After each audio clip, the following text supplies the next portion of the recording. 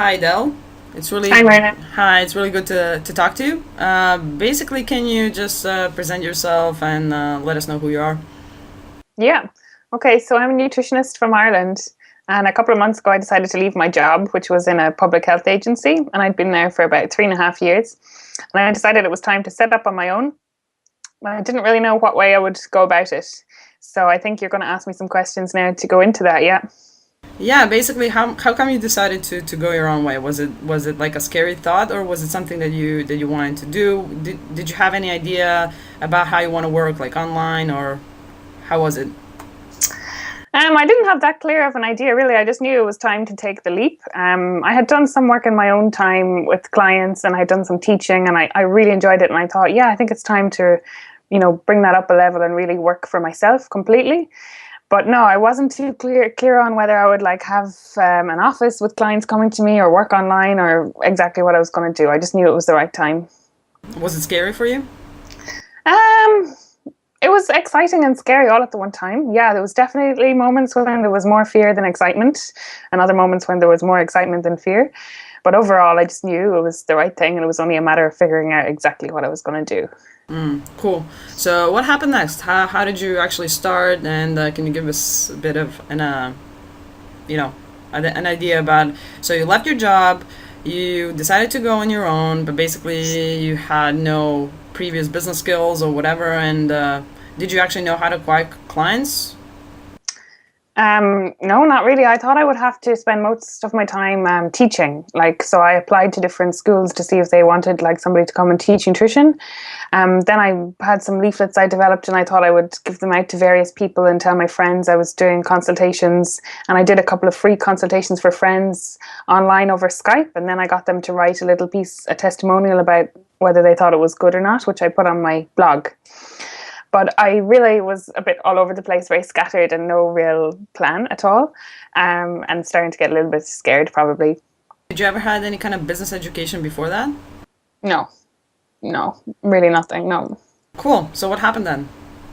So what happened then was I do use LinkedIn quite a bit, and I saw about a nutripreneurship course that was being organized where you could learn a bit about how to be a nutrition entrepreneur. So I completed that course and I learned how to use things like LinkedIn and SurveyMonkey to actually get clients who really wanted my services. So the nutrition, the Nutripreneurs course was something that I was actually working on and trying to get you guys to learn how to work, how to find clients and actually what businesses and step by step like proven strategy from getting you from point A to point B in the sense of like I want to start my own online business. I don't know where to start and I don't know how to do it, but basically was it like was it first of all, let me just ask you a bit about the course. Was it helpful for you to can you just tell a bit about course? What got you excited about it? Why did you apply in the first place? Um, well, the course was advertised as something that would really help you find out like how to get more nutrition clients that were willing to pay for your services. So I just thought, and teach you some business skills as well about how to market yourself. So that definitely appealed to me. And I thought it would be good to be in a group of other people who were also on the course that could be supportive of each other on the journey. Awesome. So you applied and basically I came along and then what happened? So I got on the course and I was delighted with that. I was a little bit scared because, from the outset, it was really clear that you would have to put in a lot of effort into this course. And if you weren't willing to do that, there was just no point even being on the course. But I really felt it was the right time for me and I was going to give this my all. So I put everything into it. So got on the course and I followed all the strategies. So it was kind of a week by week thing where you got told how to like find clients on LinkedIn and how exactly to figure out what their top dietary problems were that you could solve if you developed tools to help them with their problems. So I did each piece week by week. I did all the work that we were supposed to do, and we had Skype calls with each other where we were updating each other on how we were getting on and getting more feedback and instruction from you as the course instructor, which was always really helpful. One thing that was really good as well was we had a Facebook group page where we all were, able to post comments on how we were doing, and if we were maybe having a particularly bad day and felt overwhelmed by what we were trying to do, we could, just be of support to one another, really, which was really, really good. Okay, so can you tell us a bit about like the whole, entrepreneurship path that you went in those like 1 month? How did it actually look like? Yeah. Well, I was still finishing up my job at the time, so I was doing this in my spare time, which worked out okay for the first little while. So in the evenings, what I was doing was by following the course content, I found out that a way to find clients was to contact people on LinkedIn once you figured out a group of people that you wanted to target. So I decided to target physiotherapists as a group. And I learned through the course exactly what way to contact them through LinkedIn to explain who I was and what I was doing, what I was researching, and what I wanted to do with them, which was find out their top problems and find out what solutions they wanted so that I could then go away and build tools to really solve their problems and find out also if they had a budget for nutrition services and if they were open to that. So that's what I started doing. And I don't know if you want me to go into more detail on exactly how I followed up with each physiotherapist, maybe? I was thinking starting from scratch. So basically, the first thing that's really important is the mindset, right? What was your Oh, mindset? okay, yeah. Yeah, what was your mindset before, like before the course? Before the course, I thought I would probably be waiting a lot for people to come to me that would hear of me through some friend or randomly pick up a leaflet somewhere that had my details on it. And I would have to just get as many hours as I could teaching nutrition at probably a pretty low rate of pay. But I felt, so I'm willing to do this. I'm willing to sacrifice money for the long-term goal of working for myself. I didn't really think about, well, actually I can earn proper money because I'm a fully qualified nutritionist and I should earn proper money. So that's where my mindset probably was at, and just a little bit fearful. Well, no, very fearful at times, I suppose, about what I was doing. So it really helped on the course that we spent a lot of time at the very start of the course just tackling those kind of issues about like what your fears were about becoming a business person, any fears you had around money, charging money, being able to just say your fee to people, really busting through a lot of those fears using different psychological tools. So I found that really helpful because that was actually the main problem I had, was getting rid of my own fears and self-limiting beliefs about myself and what services I could offer. So that was a real eye-opener and helped me then to progress on to the next level of being able to confidently contact the target audience and research them to find out what their problems were and then contact them later on with my suggestions for their solutions. So how was it for you to go on the business course that taught people to actually actively go find clients and basically instead of just like waiting for clients to come to them, actively finding clients and just going into and communicating with them? Was it like kind of scary thing for you? Was it like something that you heard for the first time? Like how did you feel when you Yeah. heard that? Um, Incredibly refreshing, really, of an approach, and quite simple and obvious when you think about it. But yet, it was quite scary to think that I could message somebody on LinkedIn and find out if they're interested in meeting me on Skype to further explore what their diet problems were. And until I had really my first Skype call with somebody in my target audience, I still couldn't believe that somebody would want to give up their time to explain to me what their problems were. Someone that, hadn't heard of me through a friend or didn't even live in the same country as me or on the same time zone. But as time went on, I was just really enthusiastic about it because I could see people were very eager to respond to me and tell me what I needed to know. So basically, you're just coming on and asking people, what their problems are would be like kind of the core of starting your new business, right? Yeah. And when you think about it, it's pretty straightforward thing to do. Find out what people want and then develop it and go back to them and say, here it is. Now I'm charging you for it.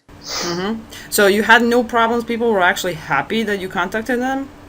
Yeah, I was really astounded, to be honest. Like some people, I have saved them in a little folder on my desktop called positive feedback just for looking at it every so often. Some people were so happy that a nutritionist was showing an interest in their problems as a specific, target group. Like I had one physiotherapist say, it's about time somebody cared about our problems with our own diet and energy levels and health, because we care about our patients all day long and we don't get time to really eat or drink properly. And they were really eager to fill out the survey that I created on SurveyMonkey, tell me what their problems were, what solutions they wanted, and to meet me on Skype to talk further.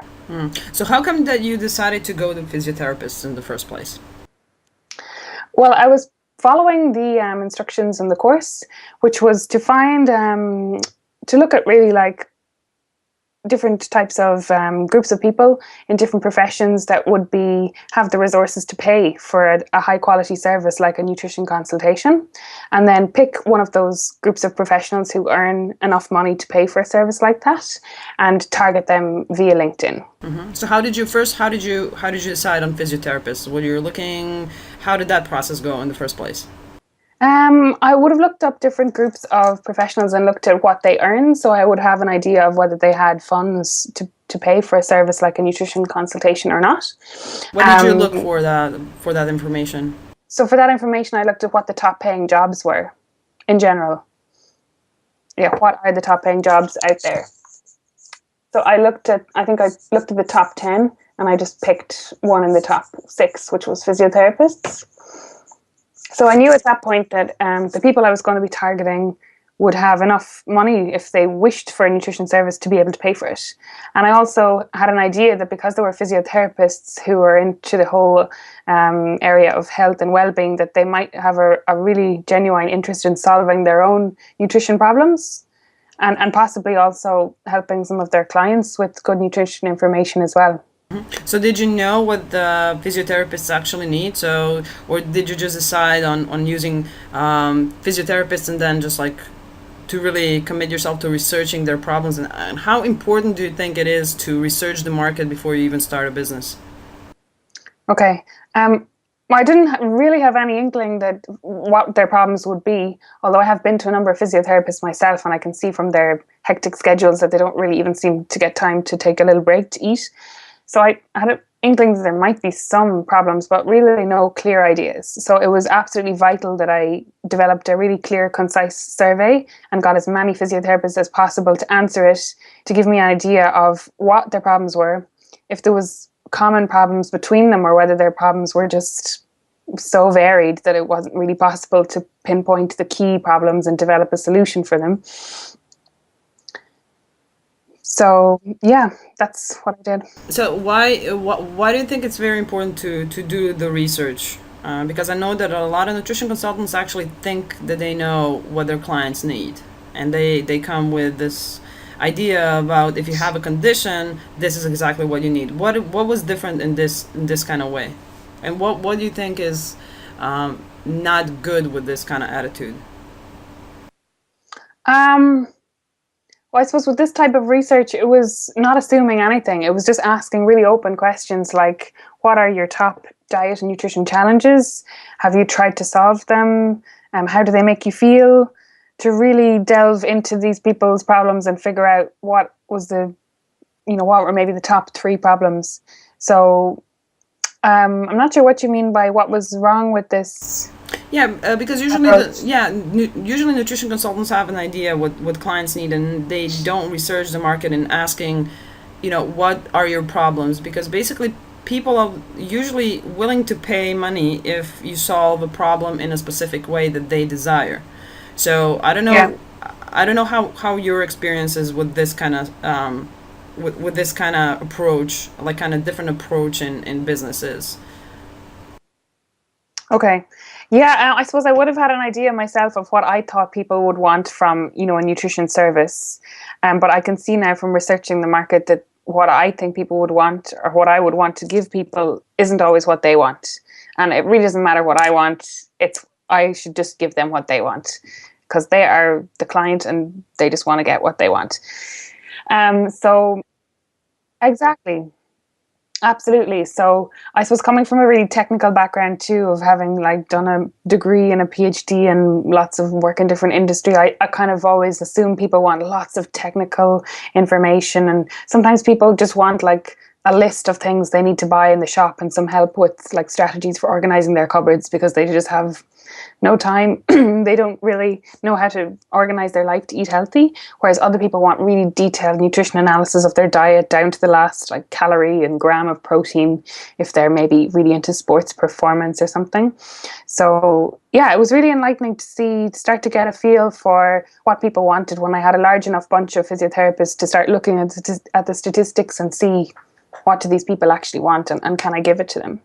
So how was the research? How did you actually approach LinkedIn? What did you do on LinkedIn? How did you use the survey? So can you give us like a kind of detailed blueprint of what you actually did? Okay. So I went onto LinkedIn and I found groups of physiotherapists, and I then went in and saw like all the different members of those groups. So there was lists there of like hundreds of physiotherapists all around the world. And what I did was I developed a template of a message and I sent it to like over 300 physiotherapists. So the message was really saying, you know, I'm a nutritionist, I'm researching what are the top dietary problems with physiotherapists in particular. I want to find out what solutions you want, how they make you feel, so that I can go and build tools to help solve these problems. And I also told them I was willing to give them some nutrition information as a thank you for their time if they would fill out the survey that I had created on SurveyMonkey, and also meet me on Skype afterwards to talk a bit more with me and get a bit more detail. So when I sent out the LinkedIn message, within the LinkedIn message was a link to a SurveyMonkey questionnaire that I had developed with about 15 questions in it, which was just really aiming to figure out what their problems were and whether they had a budget as well for a solution, like a nutrition service that would help them with their problems. So what people did then was some people responded to the message, told me they had filled out the survey. They were more than happy to meet me on Skype. Some people didn't. Some people wrote back and said they would love to and they wished me all the best, but they just didn't have time that particular week. So there was varying responses, but in general, I got enough people to directed to the SurveyMonkey questionnaire and answering it, and also willing to meet me on Skype afterwards, which was really important to really get some proper research done on this target market. Mm-hmm. So basically, you contacted LinkedIn people from like joining groups, then you found members, you send out messages to members asking, you know, I'm this person, this is what I'm doing. If you would be willing to, you know, have like 5 minutes of your time to fill out the survey. If you fill out the survey, I'll be happy to give you like some kind of nutritional advice or any or answer any questions that you might have. And I would be willing to meet you. Would you be willing to meet on Skype as well? And you actually had good responses there. Yeah. People were okay with that? People were okay, because I initially felt like, oh, are these people going to think I'm trying to sell them some silly product, or that I'm some, you know, nutritionist that's just spamming them, or, you know, what would they think? But so many of them were quite eager when they got back, and they were just pleased to see somebody doing this research, and quite happy to give up their time to fill out the survey and meet me on Skype. And like some of them didn't even expect that they would get like a nutrition advice or an assessment, mini assessment as a thank you for their time. They were just happy to contribute to the research, really. Great. So what happened when you got them on Skype? So then I got them at Skype, and to be honest, when I got my first physiotherapist on Skype, I was just a little bit like shaky. I just couldn't believe I had somebody who was in another country live on Skype with me on the camera, like ready to talk for about 20 minutes about his diet problems and how he would like them fixed. So it was exciting though. So I was crazily like writing down notes and trying to make Excel files of all the problems and solutions as I went on over time, and had all these Skype calls with physiotherapists. And I suppose one thing I did was always make sure to say to them that I was flexible and I could meet them on Skype at a time that suited them, because I started to realize how busy they are. And sometimes it would be really early in the morning or quite late in the evening when they'd have 15 or 20 minutes to speak with me. So once they knew that, they were happy to fit it into their schedule somewhere. Great. Okay, so you got them on Skype. Then basically, what did you talk about them? What did you talk with them when you got them on Skype? So I just explained again what I was doing, that I was a nutritionist and I was doing this research with physios to try and develop specific tools that I could use to help them with their problems. And I also just explored what they said in their SurveyMonkey responses a bit more. Like maybe if somebody said, oh, I just feel like I don't eat enough fruit and veg, or I can't drink enough water, I would ask them, why? Was it something to do with their facilities at work, or do they not know which fruit and veg to buy, or how much they should eat, or just to really get to the root of the problems with them and get as much detail I could, particularly on the format of the solution that they would want. Some people would say, oh, I just want to know exactly what I should eat every week. But then I would have to figure out from them over Skype, did that mean that they wanted like an online nutrition course to find that out, or they wanted somebody to actually write them up meal plans that would show them exactly what they need to eat every day? What do they want?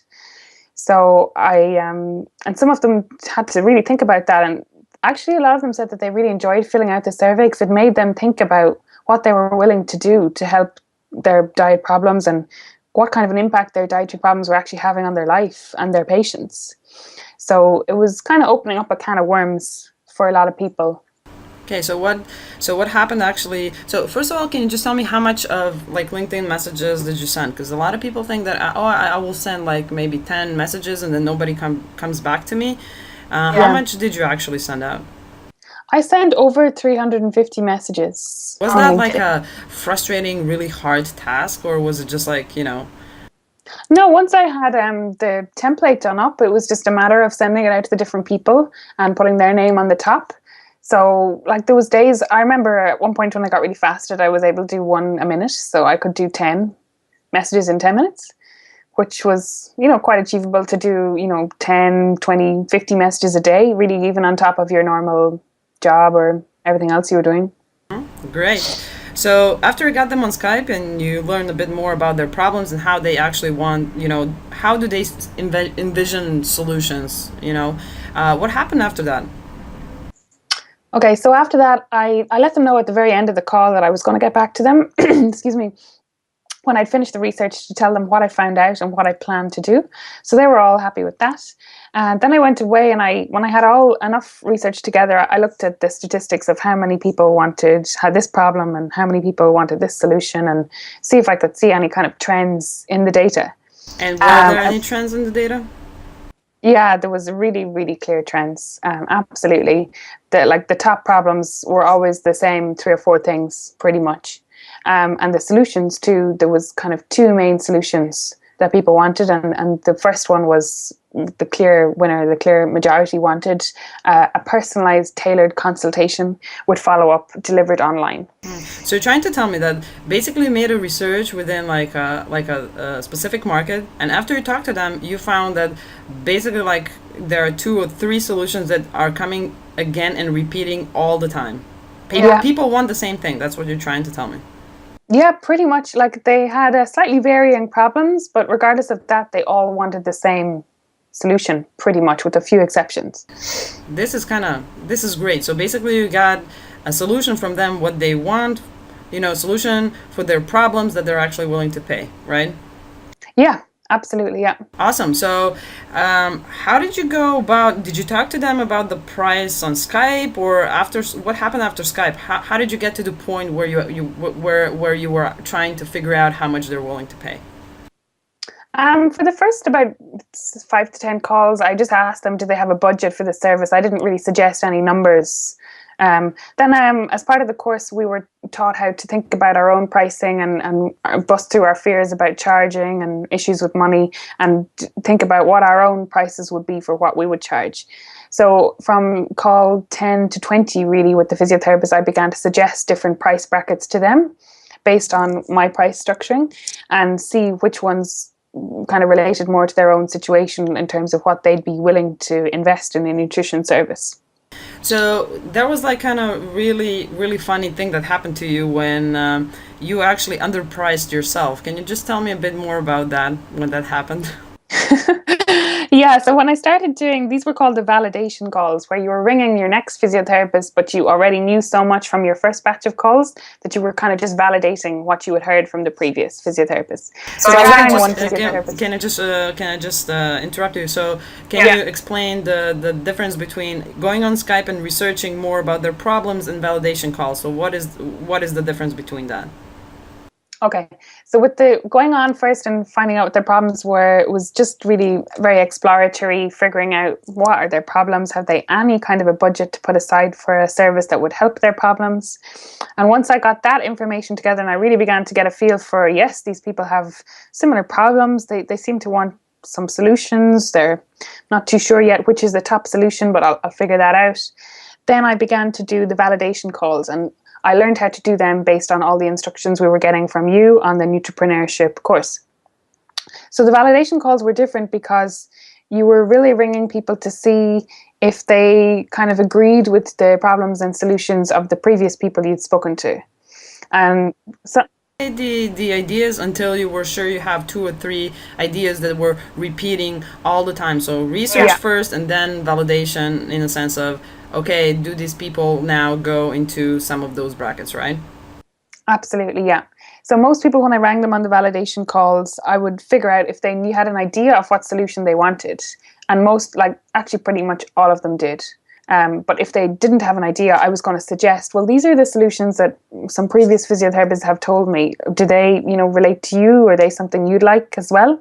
So at least I would have had an idea with the next batch of calls of what I could suggest to them if they didn't suggest anything themselves. But I really that wasn't an issue because the next batch of calls, the validation calls, those physiotherapists pretty much wanted the same thing as the initial batch of calls. But like you were saying, I did make some mistakes along the way. And one of those was when I started doing the validation calls and I began to explain to people what the typical prices would be for a nutrition service. I gave them examples of an hourly rate. So I gave them like what the minimum kind of price would be, and a more kind of middle bracket price and a higher end price per hour for a nutrition consultation service. And I really just priced it to the minimum bracket way too low. And of course, everyone picked that lowest number and said, oh yeah, I'd be willing to pay that number for, an online whatever solution. And I was really annoyed with myself afterwards that I had even mentioned that number on a Skype call to them, because it was meaningless. It didn't reflect, my expertise and what I could give to them, and the fact that I was actually proactively going to these people to find out their problems and developing solutions. It was just a ridiculous number. So I learned the hard way that I shouldn't have done that, and I nipped that in the bud. Yeah, that was actually one client that actually told you, I mean, you should price this more. Wasn't that something like that? Yeah. Yeah, I was amazed that some people said that, these problems were so annoying for them that they would just pay the going rate or whatever the charge was. They just wanted it solved. Mm-hmm. Okay, so I kind of thought it was really funny when you actually like discovered the really frustrating. Okay, one more question I have: when you were researching the problems, what were like? I'm trying to figure out like. I was teaching you actually to try and find the most burning problems, and I want you to tell me why now you think it's important to find like a really really annoying and frustrating problem instead of just like a problem. Yeah. Yeah, so when I was on Skype with them, I did try and get to the bottom of what their real challenges were. And I can see now that was really important, because if I had a sense of a problem for them that really impacted on their life and how they dealt with their patients and their own success and health and everything, and if they could get a sense of that themselves, of what was bothering them, because sometimes it can be a bit masked over by your busy life, you're not too sure what your problems are. Then when you talk about what would solve that problem and you show them that there could be a solution for it that somebody could offer to them for a price, they really began to think about how their life could be different. And I asked them at the end of the call too, what value would it bring to them if somebody offered them a service that solved their problem? And a lot of them just said, well, it would be amazing. It would mean I wouldn't be falling down with fatigue and tiredness. I could actually take on more clients. I'd have more time for my family if I knew meals that I could prepare and freeze in advance, and all of these kind of things. So basically, people were willing to pay for a burning pain and a solution that they actually think would help them, right? Yeah. And that's the whole, like in the business course, like always, I'm always teaching people that basically, if you have a business, if you find a burning pain and a solution, not if you just like go on Facebook and advertise your business, right? Mm-hmm. Would you say that this is true now that you went through this whole process? Definitely. I think I was way too hung up when I started my business of like trying to get my blog to look more like a website and thinking about what exactly I was going to offer and how I would price it. And I just was really frozen with fear with some of those things. And I wasn't really moving forward. And I hadn't thought about until I started the course actually going to proactively find out what a group of people's problems were and then coming up with specific tailored solutions and selling them to them. So yeah. So what happened after you did the research, the LinkedIn thing, and then got them on Skype, and then found out they were really burning problems, and they were happy that you were talking to them, and now you started to talk about money with them. How was that for you? Like a lot of nutrition consultants have a problem because they underestimate their services, and basically they get frozen when they need to ask for money. So usually what I'm trying to explain to them is that if you solve a burning problem, something that really, really bugs them, people are willing to pay you money. And this is exactly what you said. But for you as a nutrition consultant, how was it to actually go into selling? Because pricing was actually starting to be a selling point, and this is something that everybody fears. This is like the thing that drives the most craziness in the world. So how was that whole process for you? And what helped you through that process? The pricing stuff was really sticky, is the only word for it. It just made me clam up and feel really awful. No matter how much I told myself, oh, but you studied in college for 7 years and you can charge high prices, you give a really high quality service and people like what you do. I just had problems with it. And in fact, on the course, we were recommended a couple of books to read to really bust through our psychological fears about charging and all kinds of issues with money. And I found they really helped. Little things, even like daily affirmations about being okay to accept money and charge and stuff like that really helped. So it started to become a bit easier. My first couple of Skype calls with clients or potential clients where I started to talk about money, I felt like they were going to laugh in my face or just be like, oh, that's ridiculous. What could you do that would possibly be worth that much money? But then over time, like I didn't get that response. I got quite the opposite. Like people didn't seem shocked at figures I mentioned. People were just pretty happy to think that somebody was out there trying to find out their problems and solve them for them. So, I mean, there was one or two kind of sticky moments in Skype calls where people would wonder why I might charge more than maybe they would charge for an hour. But I didn't get any like nasty people or any kind of really difficult phone calls, to be honest. Mm-hmm. How would you now that you know all this, how would you address if somebody tells you, why do you think that you can charge this much, like for a nutrition consultancy hour? Who are you to take all this money? And how would you address this now? I think if somebody asked me, what are your prices based on, or where did this number come from, which nobody actually has. But if somebody did, if somebody did, I would clearly explain to them that I'm an expert nutritionist, that I offer a really high quality, unique service that's quite innovative because it's all delivered online, that I'm willing to be really flexible and work with them, give them what they want at times that suit them. And that, that's quite unique, that I'm doing something different from other nutritionists.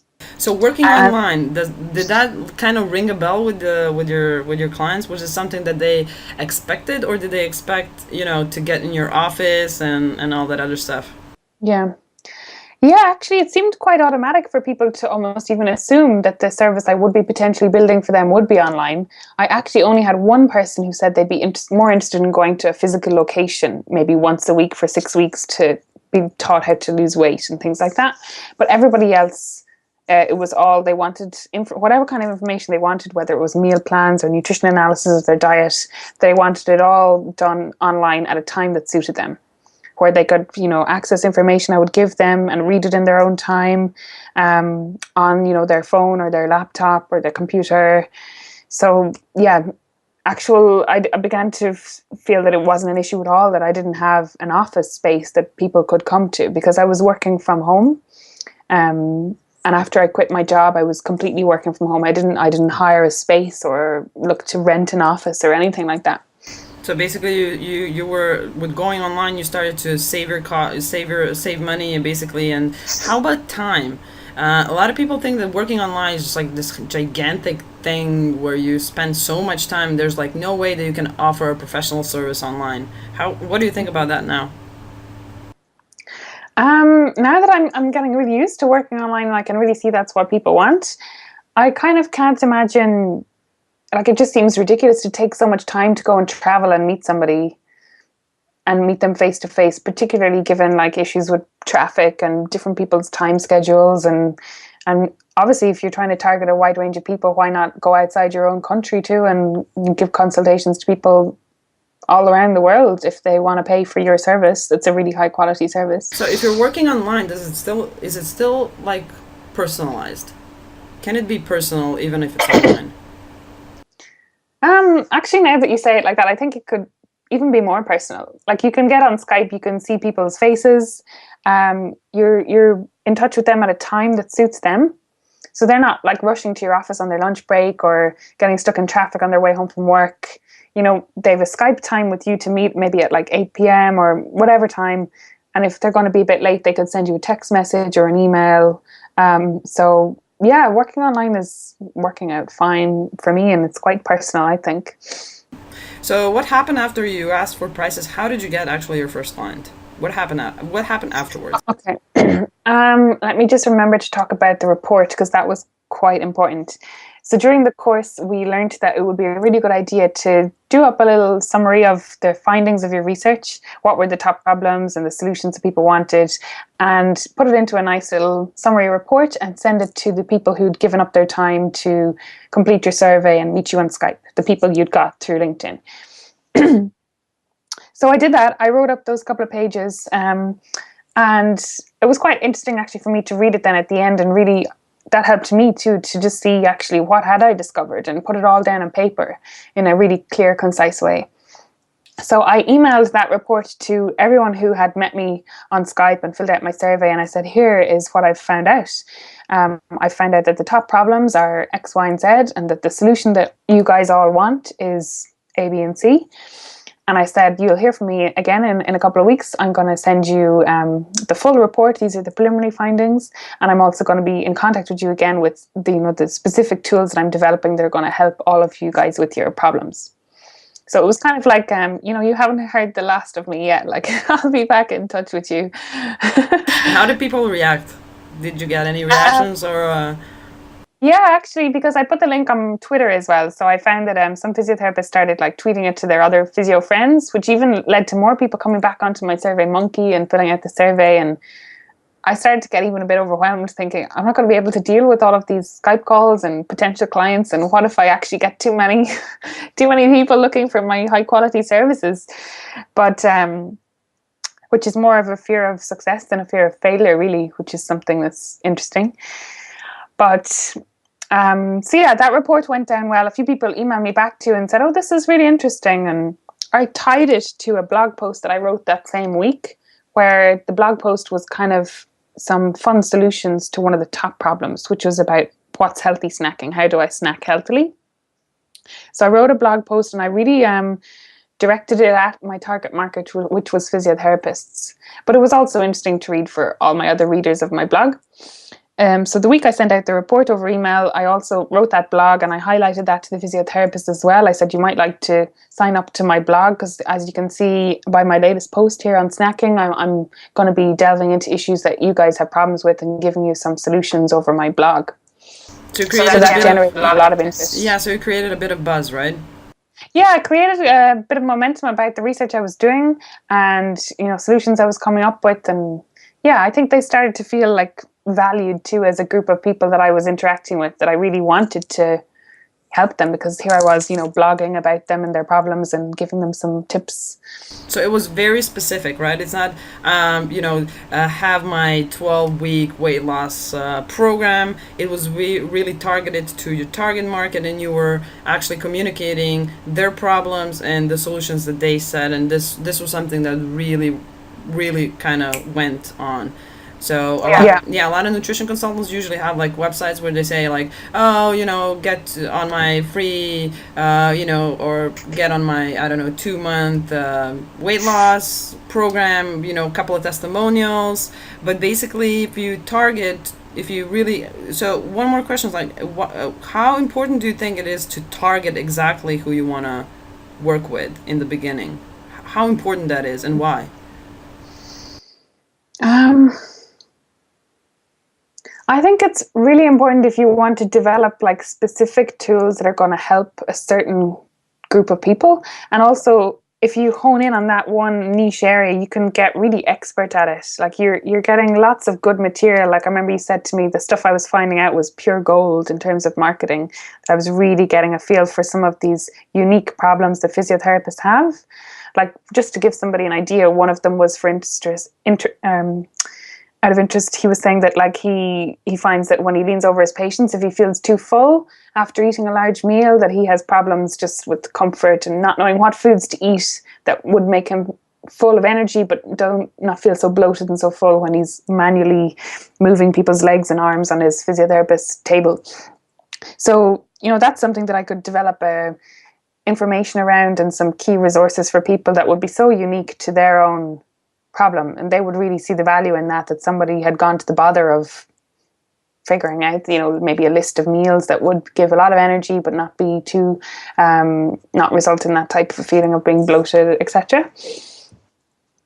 So yeah, I think it was absolutely vital to figure out, to stick with the one niche and really become expert in that niche and not be just scattered. Yeah, sorry. So how much time did it? Because people usually think, oh my God, it's going to take me years to do that. How much time did it take you from not knowing anything to getting your first client? Oh God, it's a little bit hard to quantify, but like I started doing it all while I was still finishing my job. So I was still working full time. I also was moving house and doing lots of other stuff. But yeah, I kept it ticking over, the entrepreneurship course and all the calls and the validation calls.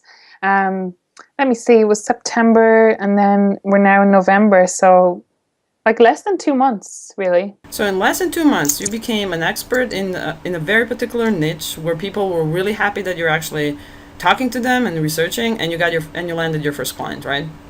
Yeah. Wow, that sounds like really quickly. I think something that anybody can do. Yeah, absolutely. And I don't want to give people the wrong idea. Like there was times when I felt really crap and overwhelmed, and maybe I had one call that didn't go so well, but then the next day I would have a call that would go on twice as long as we'd scheduled it, because the physiotherapist would just be so happy to talk about their problems and even give me some ideas, like really good ideas for what I could do and to help them as a group of people. So between that and just the support of everyone else who was on the course, we had a Facebook group page where we could each write up, I'm really struggling today, or has anybody got an advice on how to deal with this kind of an issue, and we'd all help each other out. So that was absolutely vital. So tell me about your first client. How did you actually, and tell me like about the opportunities that you have now. So the end result of all this like hard work that took like only kind of less than 2 months. Yeah. Can you tell me like a bit more about the goodies, like the result that you? Yeah. Okay. Right. Well, for instance, in the next couple of weeks, I'm developing some information for one physiotherapist who lives in a completely different country and time zone from me. She was really eager to meet me on Skype, and she stayed in touch afterwards. She said she signed up to read my blog, and she was really interested in everything I was doing for physiotherapists. So I contacted her and I said, I've finished doing my research now, well, for the moment, and I'm offering solutions to physiotherapists. So this is the solution that I'm offering you. And I reminded her of exactly what her problems were that she told me about on Skype a couple of weeks ago. And I told her about the solutions that we talked about on the phone.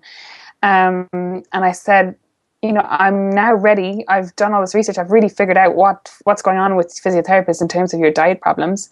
And here is the solution that I'm offering you. It's uniquely tailored to you, and it would give you X, Y, and Z. And I described to her exactly what she would get from this nutrition service I was offering her. Then I told her the price, and I told her when it would be available for her to, take up and to get back to me within a certain time frame, because I'm contacting a lot of physiotherapists, and I know there's going to be a lot of interest in these solutions. So I told her that there was a limited amount of time that she could get back and let me know if she wanted to sign up. And so she got back straight away. She said she would take, I think, 1 day to think about it. And then she emailed the following day and said she absolutely wanted to sign up. She was really eager to figure out how to cope with her diet problems a bit better. She had a lot of issues going on with various conditions and not knowing what she should eat for different times of the day and all sorts of issues she wants help with. So are you happy with the price that she's giving? I mean, that you're actually charging? Yeah, I'm happy with the price that I'm charging her, yeah. And I know that once, I give her a really high quality consultation and she's happy with it, I could suggest to her that if she would like to spread the word to her friends, and that will only end up in, further clients for me. So that's all good. So basically, under 2 months, you got your, you understood, like you learned kind of a new process about how to find clients. How do you feel now when you know that you know this process that basically can replicate it to anything that you want? I feel really safe. Like, I'm actually going on a holiday this weekend, and I know that's going to cost me a considerable amount of money, but I just feel really safe knowing that I have this business plan now and I know it works. And I know that if for instance, for some reason in a couple of months I decide there isn't a whole lot of scope left with physiotherapists, I'll just pick another profession that have enough money to pay for solutions to their problems. I'll figure out what their problems are, and then I'll get back to them with solutions and charge them a price for a high quality service. So yeah, it's made me feel really confident, and also a little bit silly that I didn't think of something like that before, because it's quite obvious really when you think about it. Instead of just sitting in a lovely office with your lovely Facebook page and lovely website waiting for clients to just walk in off the street. Yeah, and do you have some other people that are interested in working with you? So you have your first client, but basically, is there other people lining up, or? Yeah, it's really opened up a lot of things. I mean, a number of physiotherapists have said to me that they would love to have some nutrition teaching as part of their continuing professional development. So now I'm hoping to contact some of the groups that take care of physiotherapists and their continuing professional development, and offer my skills. So that I could go in at a different level to really target a whole group of physiotherapists at one point in time. So yeah, I've got some other people who are really interested in working with me as well, in terms of getting a personalized, tailored consultation from me. Everything from sports nutrition to figuring out problems with IBS to coming up with healthy vegetarian meals that suit the whole family, that can be prepared in advance on a Sunday and frozen. Lots of different things, but everybody wanted the same format: a personalized, tailored consultation delivered online. So you're trying to tell me that in less than 2 months you became an expert in the field, you understood the problems that your clients have, you found the burning pains, you found the solutions that they want, you got your first client, and you're going on a vacation because you can. What the most, the biggest objection that I always get from nutrition consultants for anything, either whether it is like starting business online, either if it's like using a completely new tool to start online, is like, I don't have time. So they're struggling with time. So what do you think about that now when you actually are going on vacation? And how would you, like a nutrition consultant that was there with like, I don't have time to do anything, and now you actually do, how would you now address that objection? I think like that people don't have time to not do this, really, if they want to have like sustainable client base in the future and embrace the reality of like online being the platform where all health solutions are being offered and going to be offered. So especially for people kind of setting up who don't already have a client base, I think it's absolutely key that they do something like this, where they target a group of people, find out what their problems are, and then go and solve them and charge them for it, as opposed to waiting around. Yeah, what about the people that already have the client base?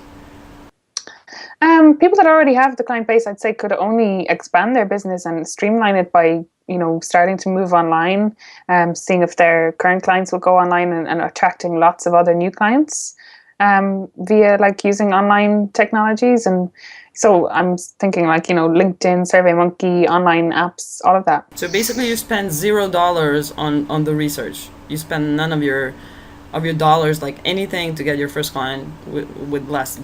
Um, the only thing I had to pay for was I wanted to ask, I think, more than 15 questions on SurveyMonkey. So I had to pay like a monthly fee because I needed like 17 questions. So yeah, I had to upgrade from the basic free SurveyMonkey to like the next level up. But I mean, I think it was €20 or something like that. So, and how do you feel about investing into your business now? Actually paying for something that can give you, you know, leverage in the future and like the return on investment, because basically I know also a lot of nutrition consultants are all about saving money, saving money, saving money, not understanding that if you invest into your business, that can only give you like the return on investment for sure. What do you think about that now? Yeah, I think I had a mental block with investing until recently enough. And a lot of the psychological fear busting stuff that we did via all of those mindset tools on the entrepreneurship course really helped me to think about things differently. Like even recently, I bought a really good printer and I have a good MacBook. And I would have probably delayed those things for a long time and thought, no, I can manage with my crappy printer, or I can go down the road to the local library. And then I just realized that like that's not, I wouldn't want to go for an appointment and pay, you know, a lot of money to somebody for a high quality service that doesn't have a proper printer and a proper computer, and like that would just be ridiculous. So yeah, I changed my mindset about all of those sort of things and really began to see the value in like investing in my business and myself and the way I operate for future good. Yeah, now that you actually told us all this, there are people now thinking probably, yeah, she did it, but there's no way that I can do it. What do you think about that? It's just her, you know, just like she's been able to do that, but I can't. It's not for me. I this is not something that I don't believe that I can do this. What do you think about that? Um, well, I certainly like I found the whole experience really positive and very beneficial, but I did have highs and lows, absolutely. But I always got through them, and I just really persevered. You know, I absolutely persevered, even at times. I remember I took a few days off, and I couldn't do any Skype calls or emails, or I just kind of burnt out a bit, and I really felt the following week that because I'd taken my foot off the pedal, I wasn't getting as many responses and to the Survey Monkey, and things were just starting to dry up. But then I just put more effort in again, and it began to come back. Lots more people answering the survey and meeting me on Skype. So I could tell from that episode that it was really about how much I was willing to put in and persist. It wasn't some other magical force causing physios to like enter and into my Survey Monkey questionnaire. It was about me and, you know, how much I was willing to just contact people and be confident and, you know, bust through all my fears and just keep going. So do you think that anybody can do this? What you did? I think if they're willing to put in the effort, absolutely. I don't see why not. Yep. Okay. And the one last question that I always love to ask is like, now that you know this like whole like, you know, kind of business strategy, it wasn't actually a paid course because I wanted to teach you guys first and to see like, you know, I'm teaching you how to do research and then, you know, price it and ask people how much would they be willing to pay if it works. So that was kind of like a kind of I would say an experiment with you guys, because like I did a lot of business you know, teachings and all that other stuff with other people, with entrepreneurs, but I wasn't doing it with nutrition consultants, like a very narrow niche. Now when you see like you know, all the value that you got, how much would you be willing to pay for a course like that? Yeah, so the course that I did, it was there was no fee to it. And when I think about all the value that I've gotten out of it and how it's completely given me a way to set up on my own, set up this business, and made me realize that I don't need to sit at home and wait for clients to come to me and just get a few hours of teaching nutrition at really basic pay. I think the value is absolutely huge, and I really mean that. It's just been eye-opening from really two main points of view. The first being like how to get rid of your self-limiting beliefs and your fears and just break through and realize that you do have good services to offer and how to maximize that potential. And then the other thing being how to actually target your market, find out what they want, and not only once you target them, but how to keep in touch with them and keep up the momentum and keep developing your specific niche skills. like if I was to put a figure on it, it would probably be in the region of like a couple of thousand, because to me that's, it's as valuable as doing an entire postgrad course in marketing or something, which I often felt like I should have done, and that I have no business professional skills to speak of, just my core science nutrition skills. So now I don't feel like I need to go back and spend like 18 months studying at night for a marketing course. Like I've learned skills that are really specific to my profession. Great. Well, I'm really happy about your first client, and I really, really am looking forward to seeing more and more and more of your clients. And if people start to contact you about like how did you do it, please just let them know, because basically there might be a lot of nutrition consultants asking like, is this for real?